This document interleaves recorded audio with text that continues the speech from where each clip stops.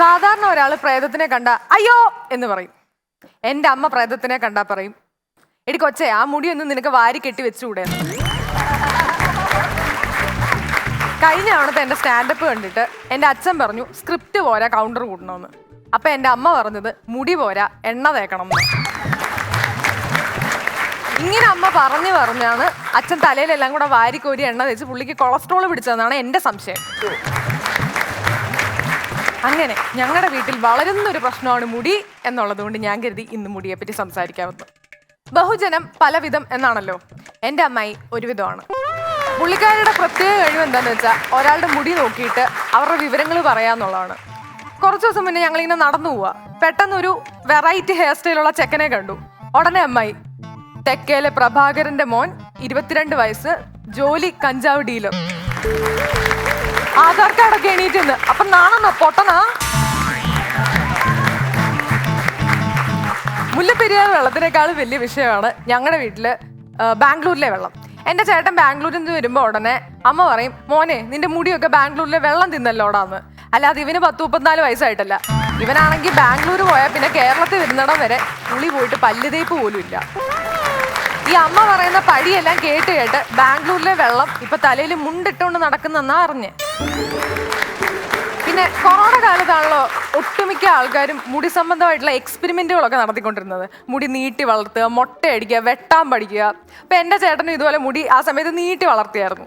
എന്നിട്ട് ഇവൻ എല്ലാ ദിവസവും ഒരു 7-7:30 ആകുമ്പോൾ പാല് മേടിക്കാന്നും പറഞ്ഞു പോവും. പിന്നെ ഞങ്ങൾ അറിയുന്നത് മുക്കില് വൻ കോഴിശല്യം, ചേട്ടന്മാരുടെ ശല്യം. എന്താന്നോ, ഇവൻ MS ധോനിയെ ഉദ്ദേശിച്ചാണ് മുടി വളർത്തിയതെങ്കിൽ ഇവര് കരുതിയത് ഇതേതോ MS ധ്വനിയാണെന്ന്. ഇവന്റെ ഇടതൂർന്ന കേശഭാരവും മാസ്ക് ഇട്ട മുഖവും എല്ലാം കൂടെ കണ്ടപ്പം അവരെയും തെറ്റു പറയാൻ പറ്റൂല. എന്തായാലും ഇതോടെ അവൻ മുടി വെട്ടി കളഞ്ഞു.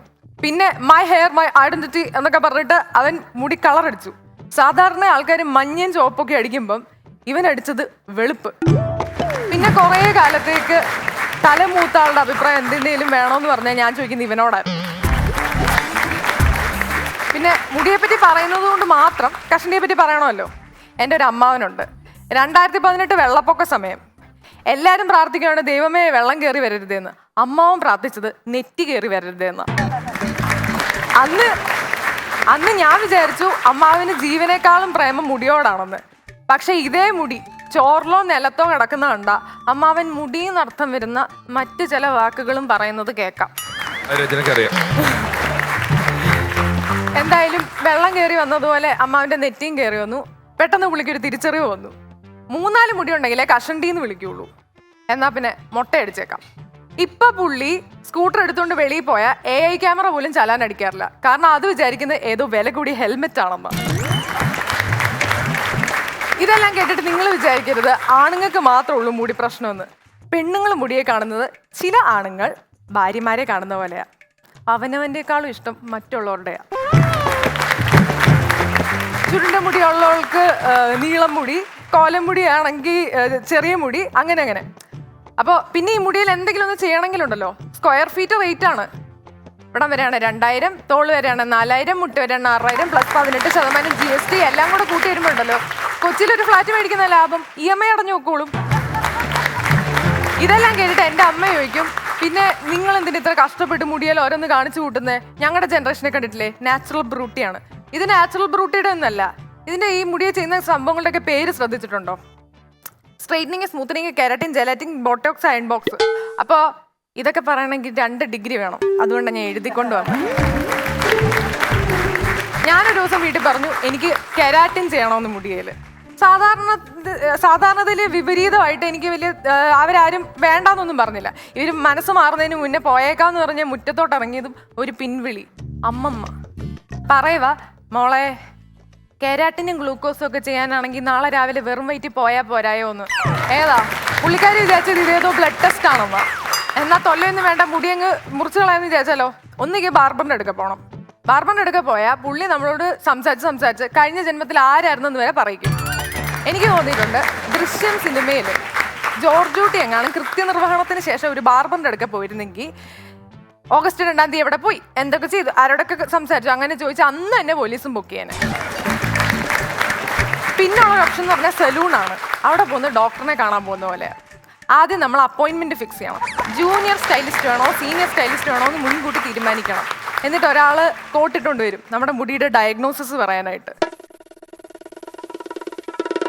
ഈ മുടി കൊണ്ടാണോ നിങ്ങൾ ഇത്രയും കാലം ജീവിച്ചിരുന്നത്? എത്രയും പെട്ടെന്ന് ഒരു 6 മാസത്തെ സ്പാ ട്രീറ്റ്മെന്റ് എടുത്തോ. അത് കഴിഞ്ഞിട്ടേ എന്തെങ്കിലും പറയാൻ പറ്റൂ.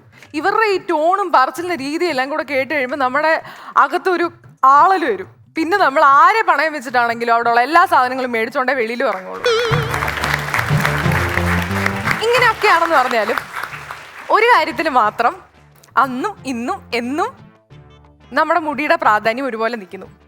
പ്രണയങ്ങളിൽ പണ്ടൊക്കെ ഒരു ആൺകുട്ടിക്ക് ഒരു പെൺകുട്ടിയോട് ഇഷ്ടം തോന്നിയ അവര് വളരെ കാവ്യാത്മകമായിട്ട് പറയും, ഒരു പുഷ്പം മാത്രം എൻ ഹൃദയത്തിൽ സൂക്ഷിക്കാം, ഒടുവിൽ നീ എത്തുമ്പോൾ ചൂടിക്കുവാൻ എന്നൊക്കെ.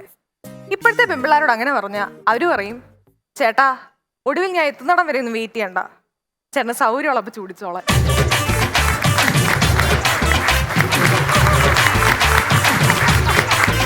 Once upon a time, once upon a time.